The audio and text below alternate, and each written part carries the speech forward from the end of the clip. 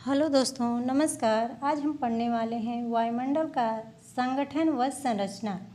जैसा कि वायुमंडल का नाम तो हम लोग हमेशा से ही सुनते आ रहे हैं, लेकिन आज हम पढ़ेंगे कि वायुमंडल कहते कैसे हैं, वायुमंडल बनता कैसे है, वायुमंडल का विस्तार कहाँ से कहाँ तक है और वायुमंडल में कितने प्रकार की परतें पाई जाती हैं। आइए देखते हैं। वायुमंडल पृथ्वी के चारों ओर फैला हुआ गैसों का आवरण जो पृथ्वी का ही एक भाग है, वायुमंडल कहलाता है। इस प्रकार से हम कह सकते हैं जो हमारी पृथ्वी है इस पे अनेक प्रकार की गैसों का आवरण है जो हमारे पृथ्वी को घेरे हुए है, लेकिन यह आवरण हमारी पृथ्वी का ही एक भाग है जिसे हम वायुमंडल कहते हैं। वायुमंडल का संगठन।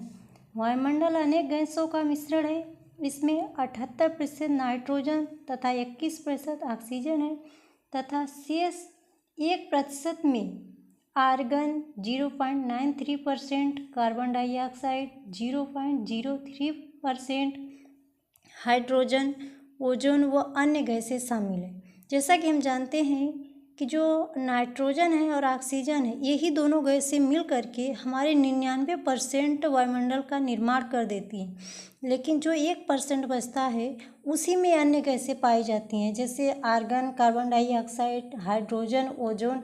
इसके अतिरिक्त उसमें जलवाष्प व धूल कण भी पाए जाते हैं।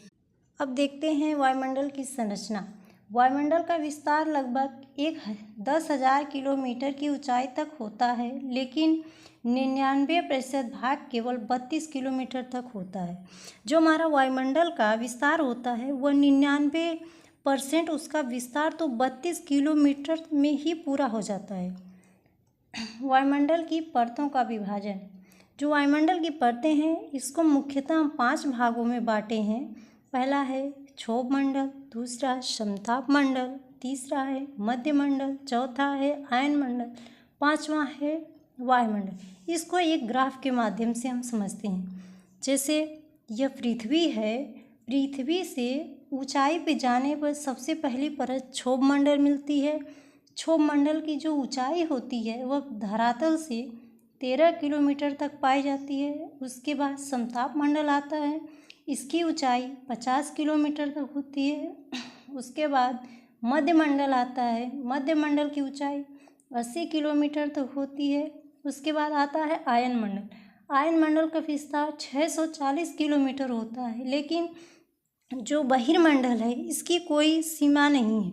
जो हमारे आयन मंडल के बाद का क्षेत्र होता है वह बहिर्मंडल ही होता है। शेष